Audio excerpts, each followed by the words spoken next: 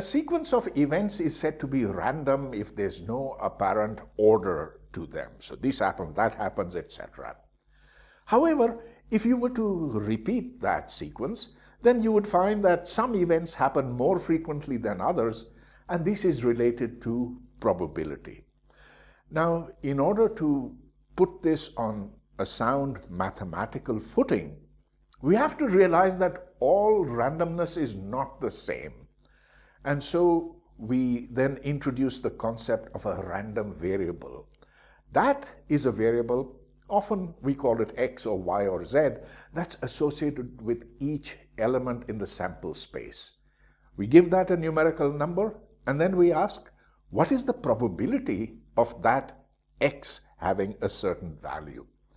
We'll take examples from various random processes, and it's clear that it's very important. It's important in genetics, it's important in meteorology, it's important in the kinetic theory of gases, or if you're running a call center and you're a manager and you want to know how many calls there will be at a particular time of the day, well then probability theory is going to be helpful for you.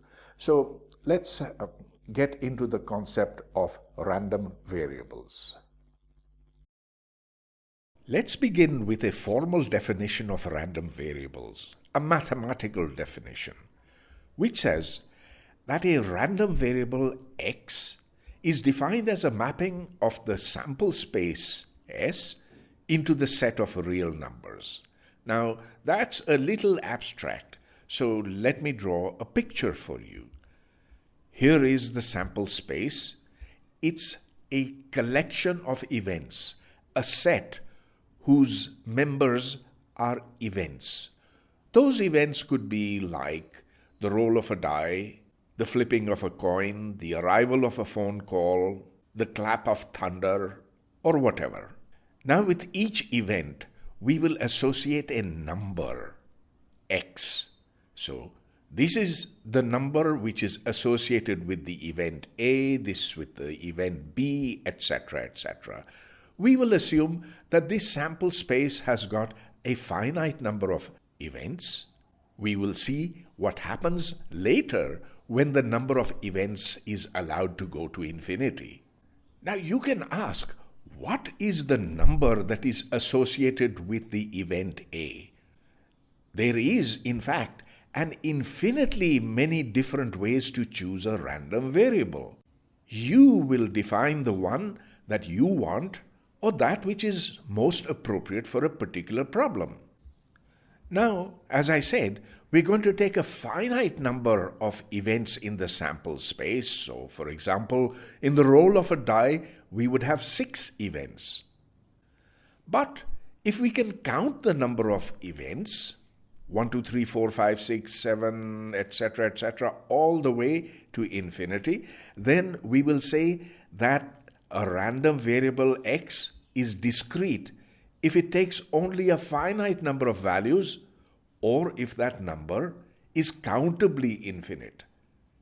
So as long as you can label it with an integer, it doesn't matter what the value of that integer is. It can be as large as you want. I should clarify here that if there is a random process and there are random variables, it doesn't at all mean that all values are equally probable. In general, some values will be more likely than others, they will occur more frequently, and in fact that is where the whole notion of probability will come in.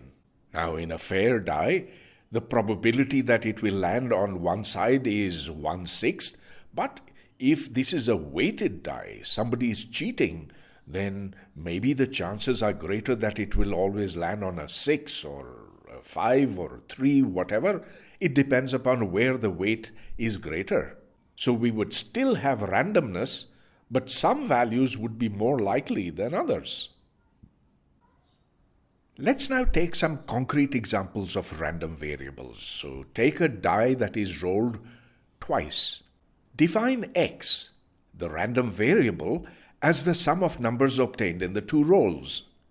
Now X can take the value 2 And this corresponds to one single event in the sample space, where on the first roll, the die lands up with 1, and on the second roll also comes up with face 1.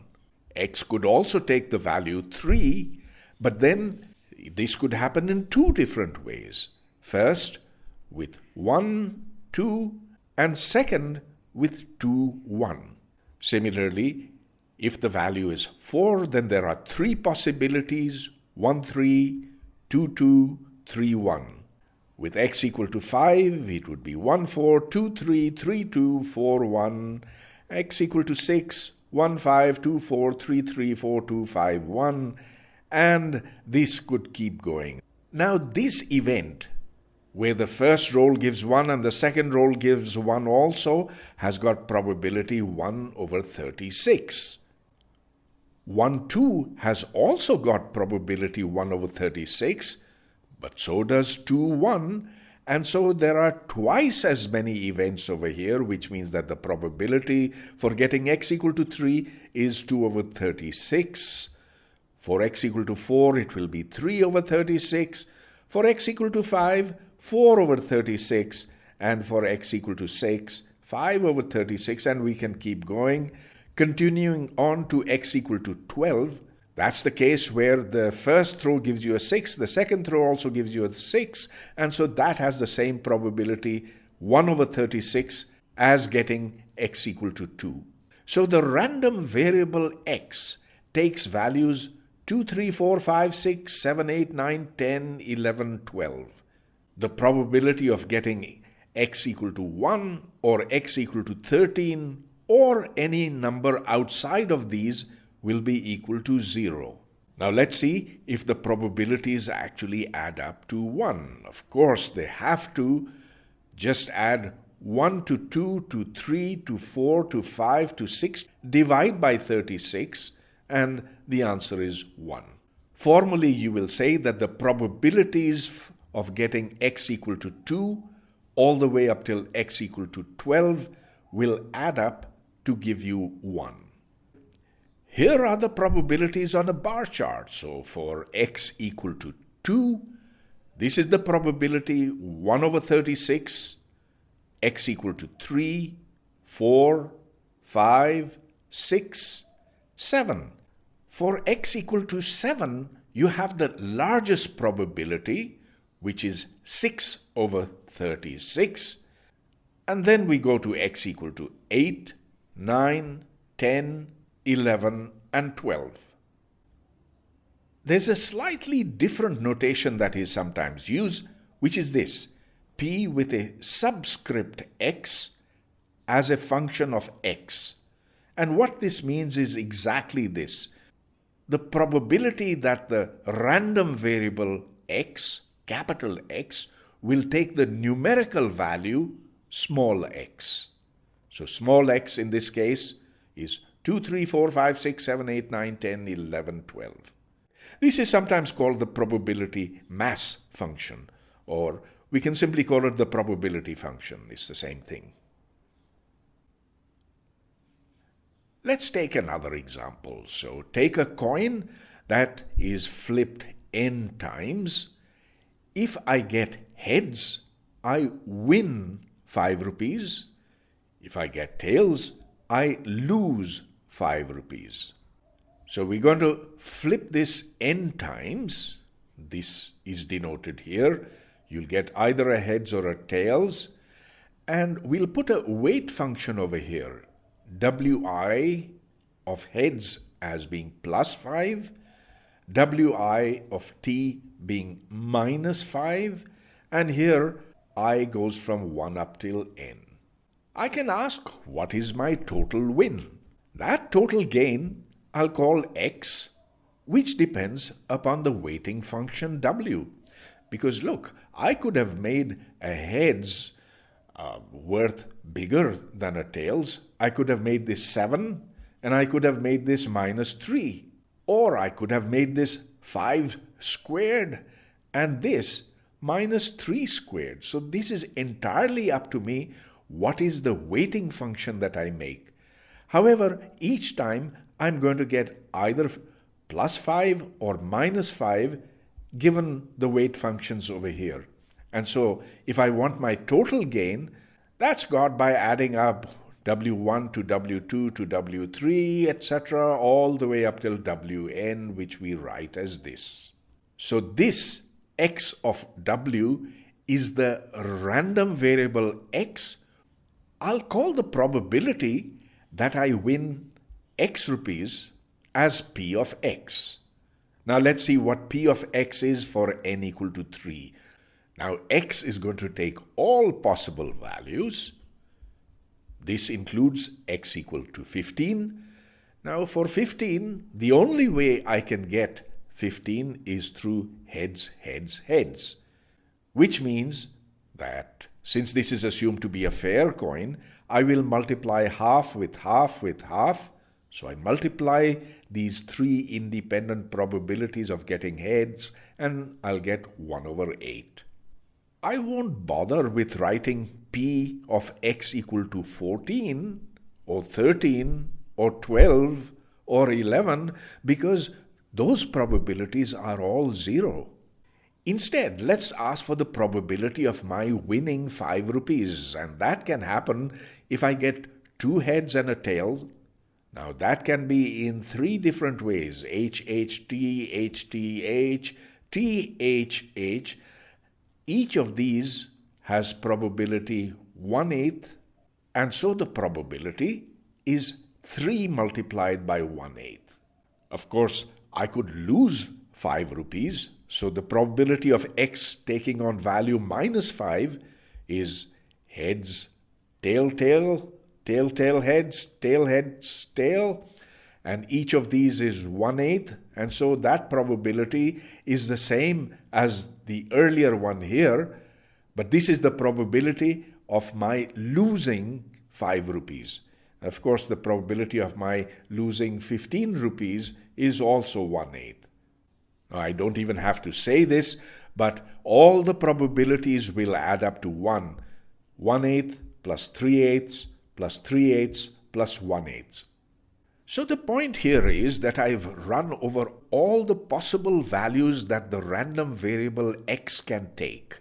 Those values that are impossible have got probability 0 and they don't matter. Okay, now this was fairly simple because I did it for n equal to 3. What if I did it for general n? Can I get a formula for that? And it turns out that it is not hard at all. So suppose we are asked to find the probability that x will take value m for any integer m or n. And of course, as I said earlier, this x is also a discrete random variable. Okay, so this is how we will proceed. If I get m heads and I have tossed the coin n times, then I will gain 5 times the number of heads and I will lose, hence the minus sign, 5 times the number of tails, which is n minus m. Add them up, that's 5 into 2m minus n. How many ways can I get m heads after tossing the coin n times? We've done that before in Module 2, and that is the binomial nm, or n choose m, which of course is n factorial divided by m factorial into n minus m factorial. So here we have the answer. The probability of earning x rupees is this, which we call px of m, and so we simply divide 1 over 2 to the power n times this quantity here, n choose m. Do the probabilities add up to 1? Yes, because remember this, that if I sum from 0 to n, n choose m, that's 2 to the power n, and so therefore when we add them all up, then we'll get the sum of the probabilities adding up to 1. And just in case you've forgotten how this came about, use the binomial theorem. 1 plus 1 to the power n is equal to 2 to the power n. But then, of course, you know that the binomial theorem is what gives you this side. Here, of course, we have dealt with a fair coin. So the probability of a heads is half, the probability of a tail is half. Sometimes, of course, we must deal with a biased coin. A biased coin has probability P for heads and 1 minus P for tails. Now suppose we keep flipping x times until a head is reached and then stop. X in this case is a random variable, but it's a very particular random variable. It's called a geometric random variable. We are asked to find the probabilities for different values that x can take. Well, of course, if we flip once, then the answer we know. In fact, that's given to us that the probability of getting a head is P. So we stop after one flip. Now suppose we flip again. In the first flip, we don't get a head, we get a tail, and so the probability of that is 1 minus P. We flip again, and the probability of getting a head is P. So these are two unrelated probabilities, and therefore they must be multiplied together. We can flip again. The probability of that is 1 minus P. We get a tail again, and then we get a head. Now this generalizes immediately that if we are to get a head on the nth flip, that means we've got tails on n minus 1 previous flips, the probability we get by multiplying all of those together, and so the probability that we'll get a head on the nth flip is this over here. Of course, every probability, this probability P, is going to be less than 1. And so 1 minus P is less than 1. When you multiply a number that is less than 1 by itself, you get something that is still smaller, so 1 minus P squared is smaller than 1 minus P. And similarly, 1 minus P cubed is less than 1 minus P squared, etc., etc. Will all the probabilities add up to 1? They should. So let's do this check. We need to sum the probability of x taking the value 1 all the way through infinity, and so that's P plus P into 1 minus P plus P into 1 minus P squared, etc. And now if you take the P out, this is 1 plus something squared plus something cubed, etc. And that's a geometric series. That's exactly why we call x a geometric random variable. We know, of course, how to sum this. So what's in the brackets over here sums up to 1 over 1 minus the common ratio, which in this case is 1 minus P, and so we get P over P, which is 1. All the probabilities have indeed added up to 1, and so therefore this probability distribution is a good one. Good one in the sense that it will be a consistent one. Of course, I did this for a biased coin, but there are so many different applications of this. Many different situations where this could be applicable. So, for example, P could be the probability that someone in your office has got COVID, which means that the first person you meet has probability P of having COVID. If he doesn't have COVID, you can go and meet the second one, and if the second one has COVID, then that probability is P into 1 minus P, etc. P could also be the probability that when you strike a match, it will light up the first time you strike it. If it doesn't, then you strike it again and again and again.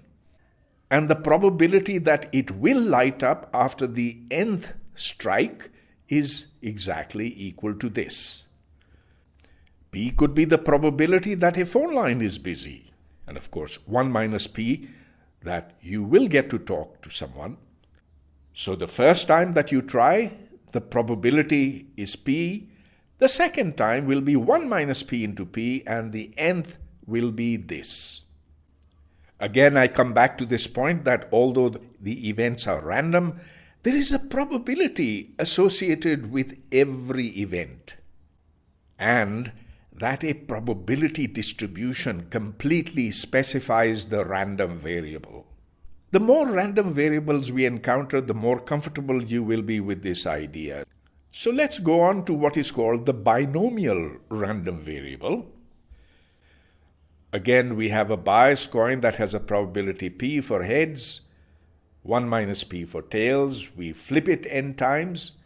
Now let x be the number of heads obtained.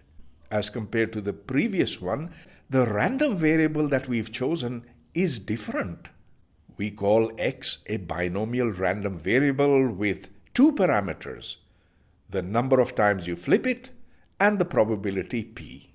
Of course, in the previous example, we also had these same two parameters n and p, but it was a different random variable. Anyway, let's proceed. Let's take an example for 3 tosses and look at x equal to 2. That is to say, we're looking at 2 heads that are achieved after 3 tosses. The possibilities in 3 tosses are before you heads, heads, tail, head, tail, head. What is the probability of this?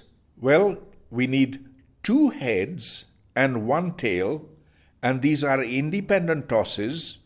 Each event has got nothing to do with the one before it or after it, and so there will be p into 1 minus p. Again, over here it will be p into 1 minus p. The same here, 1 minus p multiplied by p into p. And so all 3 are the same. That accounts for this factor of 3. And so p for x equal to 2 is just this, 3p squared into 1 minus p. Now, you can see immediately that if there are no heads that are achieved, that is to say all tails, then there's only one possibility. It's tails, tails, tails, which means the probability is 1 minus p cubed. If you're looking at one head, then that's 3p into 1 minus p squared. And p x equal to 2 we've already got up here. P for x equal to 3 is p cubed. Do they all add up to probabilities equal to 1? Yes, you can just add them together. 1 minus p cubed plus this plus this plus this. Well, just a little bit of algebra, and you'll see that this is equal to 1. You can write it in this way: k equals 0 to 3, x taking values 0, 1, 2, or 3 all add up to 1. Well, that was for 3 tosses. Can we generalize it? I'll use this simpler notation now, px of k, where k is the number of heads. I mean, there's absolutely no difference between this notation and this notation. The one to the left is just a little more economical. How do we calculate this? Well, it's pretty simple. To get k heads, we need p into p k times, so that's p to the power k. But we also need n minus k tails. The probability of a tail is 1 minus p, and so 1 minus p n minus k times. The product of this into this is the probability of getting k heads and n minus k tails. But there are many different ways that you can achieve it, as we can see over here. So here, for 2 heads, we have this, this, and that.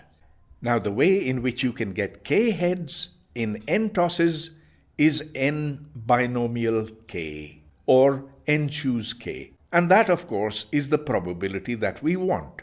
K is a value that the random variable x can take. In this case, k will take all values from 0 up till n itself.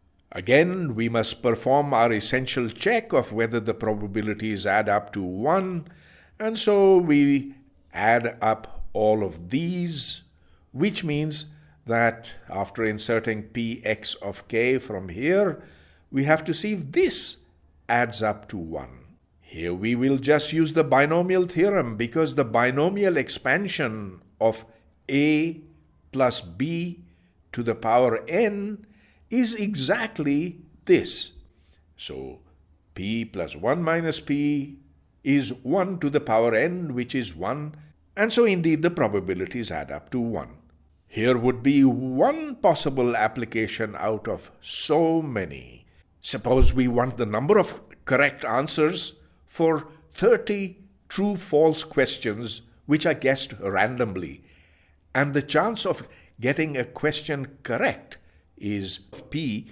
In that case, you would put n equal to 30 over here, k equal to whichever number you want between 0 and 30. So 30 would give you the probability of getting all your answers correct, and 30 would be the chance of getting all your answers wrong. Of course, then it's an interesting question that for a given value of p, what would be the probability of getting the most number of questions correct? Plot it out, reason it out, graph it, and you will see that the answer depends very much upon the value of p itself. We've learned that a random variable x can take different values, but the chance of it taking one particular value will be different from the chance of taking another particular value. And so we're going to calculate what is the average value that a random variable will take. Average means the same as expectation value or mean value. To give an example, let's say that we have this wheel over here. Wherever this wheel stops in front of this arrow, I'm going to win that amount of money. So it stopped at 15, I'm winning 15. Well, suppose I spin it 4 times. Once it stops here at 15, the second time, the number 5 comes around over here. The third time, 10 comes around. And the fourth time, also 10 comes around. So I have 15 plus 5 plus 10, which is 40. I divide by 4, and that means on average, I win 10 rupees. Let's do this more generally. Suppose the wheel is rotated capital K times, and it stops K1 times at position M1, K2 times at position M2, etc. So obviously K1 plus K2 plus K3 plus Kn is the total number of times that the wheel is rotated. How much will I earn? Well, if it stops K1 times with number M1 on it, then that's the number of rupees that I will have earned plus M2K2 plus M3K3 all the way to MNKN. This is my total earning. My average earning will be the total earning divided by the total number of times that I have rotated it, which is capital K. So then I can write the total earning as this divided by K, and so I have M1 into K1 over K plus M2 into K2 over K until Mn Kn over K. Now if I rotate this wheel many times, actually an infinite number of times, then K1 over K will become close to the probability P1, K2 over K will become P2, etc. And so each Pi, which is Ki, the number of times that the wheel has stopped at position I, divided by the total number of times it has been rotated, well, then we have E of M, the expectation value of M or the average value of M approaching this limit. Now there's another notation that is used for average, and that has got these brackets with the quantity M in between. But this and this mean exactly the same thing. Physicists tend to use this, mathematicians tend to use this. So now let me give you the actual definition of the expectation value of a random variable x. It is simply the value that that random variable takes, weighted by the probability that the random variable x takes the value k. I have used this notation, which is exactly the same as this. Now from here we can take what are called different moments. We define the nth moment of px as follows. So the expectation of the random variable x to the nth power is simply this. We sum over all values of k, with k being taken to the power n, weighted by the probability. And here n is allowed to take all possible values which are integers. Included in this is n equal to 0. Well, of course, if n is equal to 0, k to the 0 is equal to 1. And certainly we must have the sum of the probabilities adding up to 1. We could have n equal to 2, in which case this would be the expectation value of x squared, etc. And in general, for any function f of x, the expectation value of a function of x, of the random variable x, will be simply this, f of k weighted by the probability. So if f of k is equal to k, then this is the average value of x. If it's k squared, then this is the expectation value of x squared, etc. Let's see how this works out with some examples. Suppose the probability of the random variable having value 1 is 2/3, and the probability of the random variable having value 2 is 1/3. Find the expectation value of x squared of sine of x. Of course, this is a very peculiar thing to find an expectation value of. It may not be very useful, but it's easy enough to do. So how do we do it? Well, first of all, let's check that the probabilities add up to 1. And indeed they do. 2/3 plus 1/3 is 1. If we do the expectation value of x, the random variable x takes the value 1 with probability 2/3. It takes the value 2 with probability 1/3. Add them up, that's 4/3. Now note that x never takes its average value. X can take the values 1 or 2. The average will lie somewhere between 1 or 2, and in this case it is 4/3. 4/3 is of course between 1 and 2. In general, x does not take its average value, but it can if one probability is 1 and all others are 0. Let's go on. Here is the average value of x squared. So x can take value 1, we square it, multiply by the probability. X can take value 2, we square that, multiply that by the probability, 1/3. That gives you 2.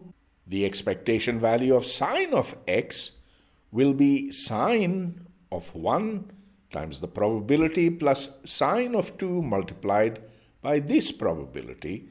And if you just work this out, this is 0.8641. Let's take a second example. So suppose x is a random variable that takes values -4, -3, -2, 2, 3, 4, with the probabilities 1/20, 3/20, 3/10, 3/10, 3/20, 1/20.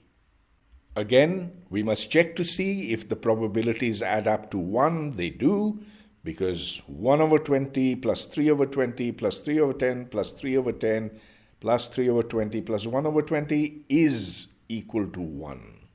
We can work out the expectation value of x. So x having the value -4 must be multiplied by the probability that it does take the value -4. That's -4 into 1/20. And similarly, this and this and this and this and this. And it's unsurprising that this is equal to 0 That's just the way I've made this problem. This says that the average value of x is 0. However, if I take the average value or the expectation value of x squared, well then I must square minus 4, which gives 16, multiply by the probability, add this to the square of minus 3, which is 9, times this probability, and I do the same for the others, and here I will get 67 over 10. Just do the arithmetic. Now what's very important to note over here is that the expectation value of x squared is by no means the same as the expectation value of x squared. These are two different things, and we'll come back to this in a bit. Exponentials and logarithms are going to be very important for a particular probability distribution that I'm going to discuss, and you need to know them anyway. So here is a very quick review of exponentials and logs. The exponential of x is defined as follows. It's the function of x, which is equal to 1 plus x squared over 2 factorial plus x cubed over 3 factorial, etc., etc.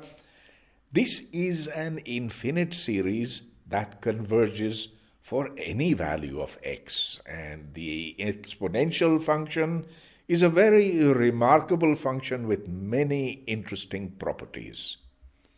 But let's take some particular values. So if I was to put x equal to 0, then I would get 1 plus 0 plus all these being 0, and I'd get e to the 0 as 1. If I put x equal to 1, I'll get this. X equal to 4, I'll get this. X equal to 8. And you can see how rapidly this exponential is increasing from 1 to 2.7 to 54 to 2,981, etc. It's shooting up to the sky. There are some easily proved properties such as this. If I take e to the x plus y, that's equal to e to the x, e to the y. How can I prove this from the definition? Simply use the definition. So e to the x plus y is 1 plus x plus y squared over 2 factorial plus x plus y cubed over 3 factorial. Do the same for e to the x and e to the y, multiply them together and confirm that this is equal to this. Of course, that's not a very elegant proof. There is a much cleaner, better proof, but this will work. What you can see also is that if I differentiate e to the x with respect to x, well, d by dx of a constant is 0, d by dx of x is 1, of x squared is 2, of x cubed is 3x squared, and so d by dx of e to the x gives you 1 plus x squared over 2 factorial, etc., etc., and that is exactly what you have over here. Therefore, d by dx of the exponential gives you back the exponential. In fact, that can be used as an alternative definition of the exponential, that the exponential is a function whose derivative is equal to itself. The exponential function has an inverse function which is called the logarithm. The logarithm is the inverse function defined in the following way, that if I take the logarithm of e to the x, I get x. Now from this definition, many properties will follow. I will simply list a very simple one, that the logarithm of a into b is the logarithm of a plus the logarithm of b. How do you prove this? Well, suppose that a is e to the x and b is e to the y, then log of a into b will be log of e to the x plus y, but that's the same as log of e to the x plus log of e to the y. And so the log of a into b is log of a plus log of b, using this property and the fact that the log obeys this over here, its definition. Let's note another useful property. The exponential to the power of log of x is equal to x itself. How do you do this? Well, take the logarithm of both sides. So log of e to the log of x has to be equal to log of x. Look over here. If I take the logarithm of e to the x, well, that has to equal to x. If x is log of x instead, then on this side, I will simply get log of x. And so this implies this. Another very easily checked property. Suppose that you put a equal to 1 over here, then you have log of b is equal to log of 1 plus log of b. So on this side you have log of b, on this side you have log of b, which means that over here you will have log of 1 equal to 0. Actually, one can be more ambitious than this. Suppose we ask what is log of 1 plus x. Well, I say this is x minus x squared over 2 plus x cubed over 3. Compare this with what we had for e to the x, in which all of these were plus, plus, plus, etc. Here we have plus, minus, etc. How will you check this?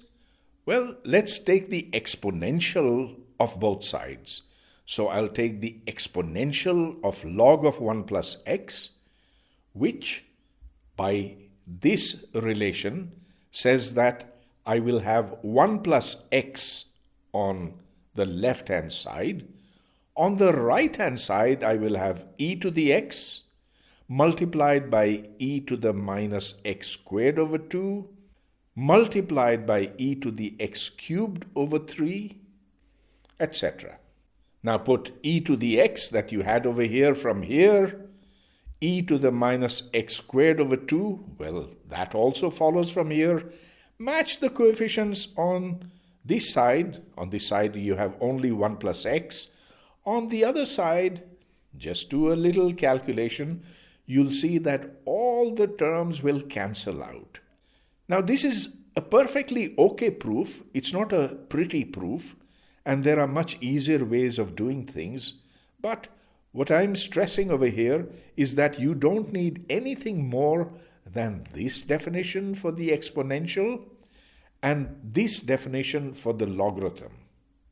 After that, everything follows, including this. Log of 1 plus x equals this. We're going to need this soon. Let's use what we've learned about exponentials and logs to do some useful exercises, get some useful results.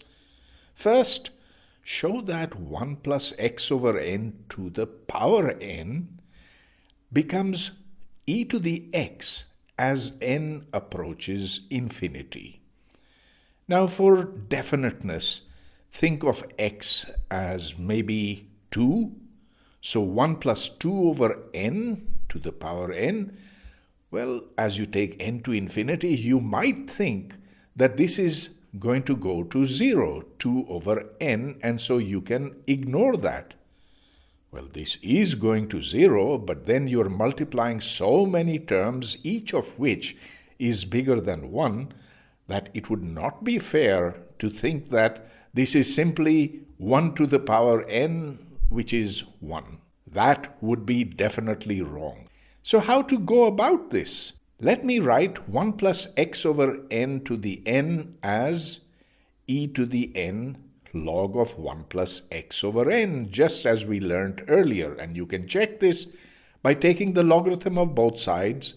Now, x over n is small because n is large, and so we can expand out log of 1 plus x over n, and that is x over n minus x over n squared over 2, etc. But we're not going to need this, because if you take n inside the bracket over here, then this n and this n cancel out, but this n and one of the n's only cancels out. So when n becomes large, this goes to 0, and so do all the other terms that follow over here, which means that this approaches e to the power x, just as we wanted it to.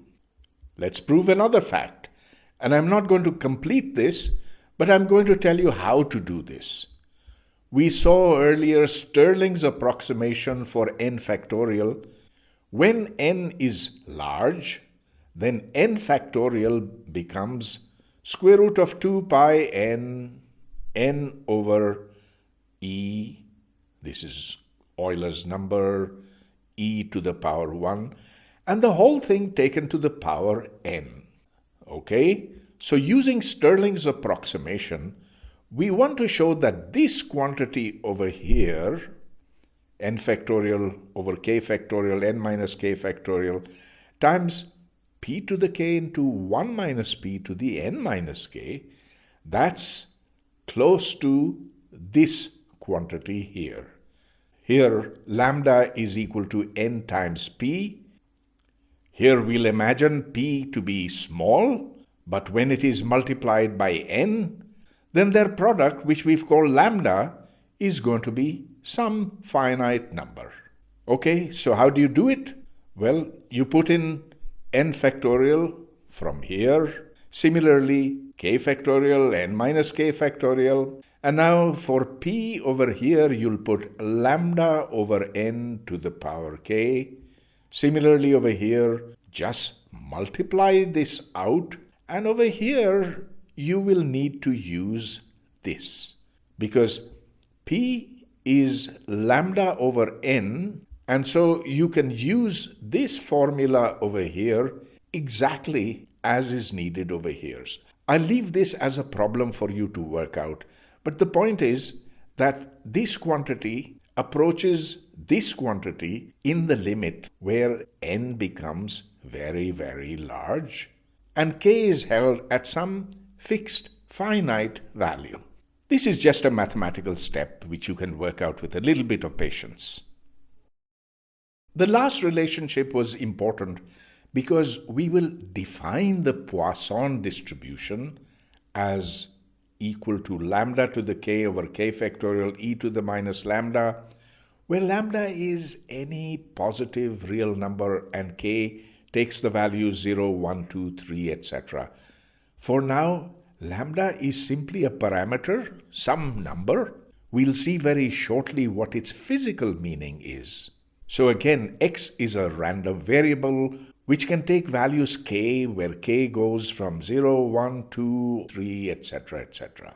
The first thing to do is check whether all the probabilities add up to 1. And indeed, that is quite easily done.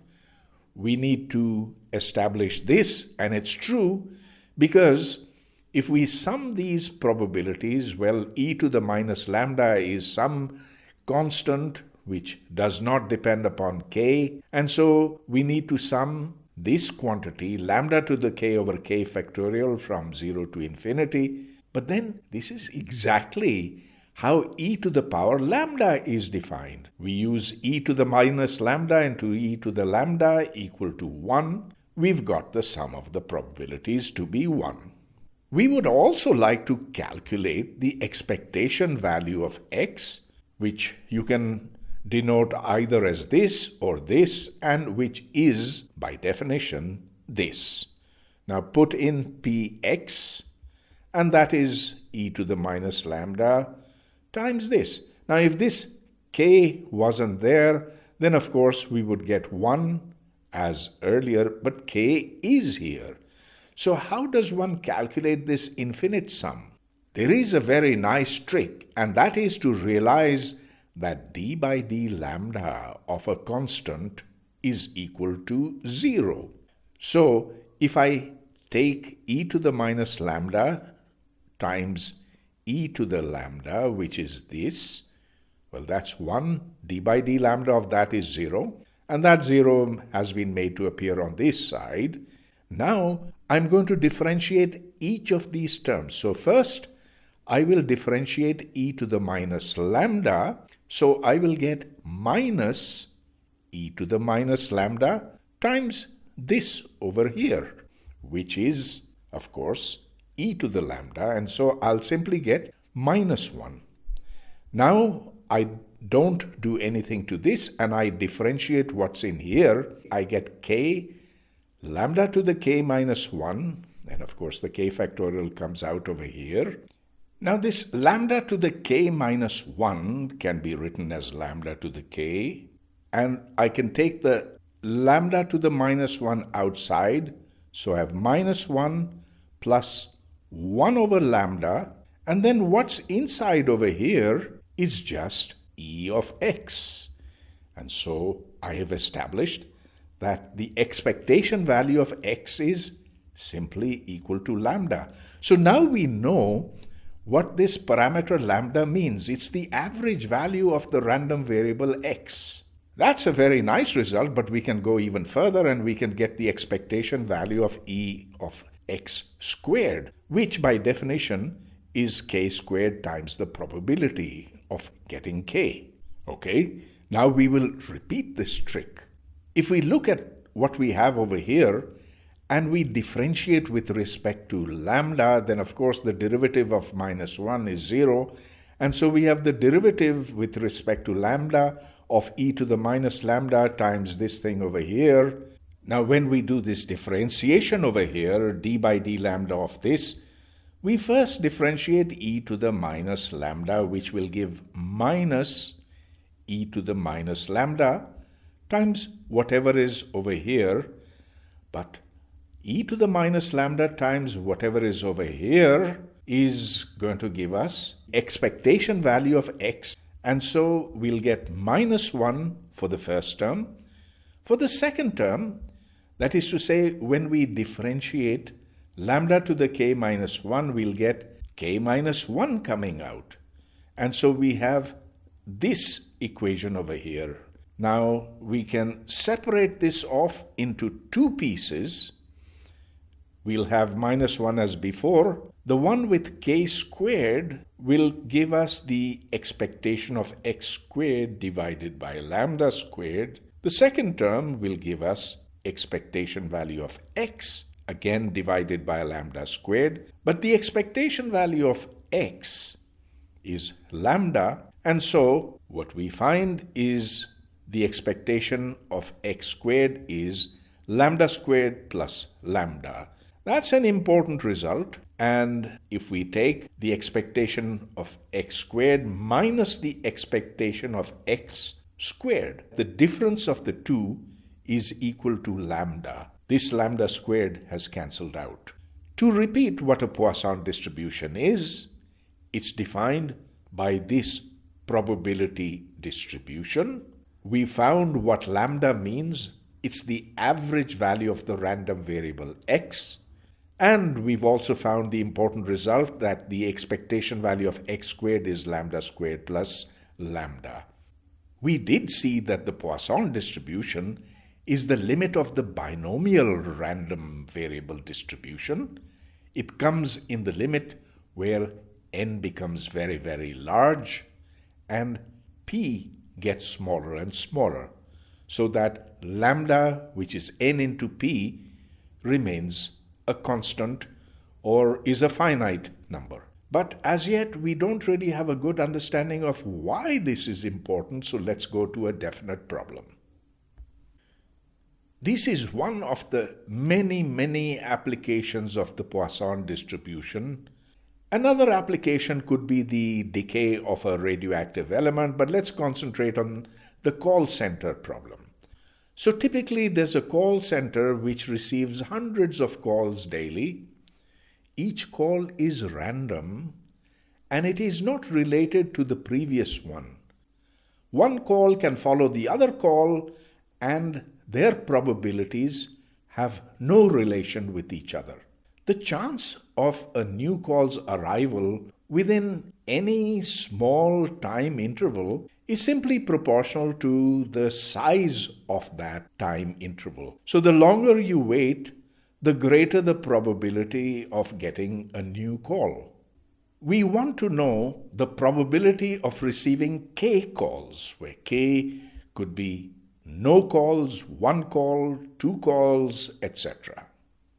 Imagine taking up a day. From here to here is 24 hours. We're going to split it into 60 minutes and then into 60 seconds. And so the number of time intervals will be 24 hours into 60 minutes into 60 seconds. The size of each time interval is therefore 1 over n. Since n is large, tau is going to be small. And we can make this smaller and smaller, even smaller, by taking more time intervals than is over here. As I said earlier, the probability of receiving a call is proportional to the size of the time interval, which is tau. So p is proportional to tau. Let lambda be the constant of proportionality, so therefore p is equal to lambda over n. And now if we are to receive k calls, well, the probability will be p into p k times. But then there's the probability of not receiving a call, which is 1 minus p, and that is to the power n minus k. Of course, the first call could be received here, or here, or here, or here, etc. The second call could also be received in any one of these intervals over here. So, if we are to put k calls into n different intervals, that means we must multiply by the binomial nk or n choose k. This, of course, is just the binomial distribution that we've encountered earlier. And now remember the exercise where if n is large, and indeed in this case n is large because we've made a large number of intervals, well, we've proved this mathematically, or rather you've proved this mathematically, that this approaches e to the minus lambda into lambda to the k over k factorial. And so, indeed, if it is true that every new call is independent of the calls before it, then the probability will be given by this. Now remember that lambda over here is also equal to the average value of x. So suppose the call center receives 100 calls a day. We're going to put lambda equal to 100. The expectation value of x is 100. And now suppose we put lambda equal to 100 and k equal to 90, then the probability of receiving 90 calls will be equal to this quantity over here, 0.025. The probability of receiving 100 calls will be 0.04. The probability of receiving 110 calls will also be 0.025. And in fact, we can graph this. So here is a plot of the probability as a function of k. You see that most of the calls are received at the mean value over here. You can receive more than 100 calls or less than 100 calls. And so if you were to ask what is the probability of receiving, let's say, something like 60 calls or 70 calls, that's going to be quite small. Or if you ask what's the probability of receiving 130 calls, well, that's pretty small as well.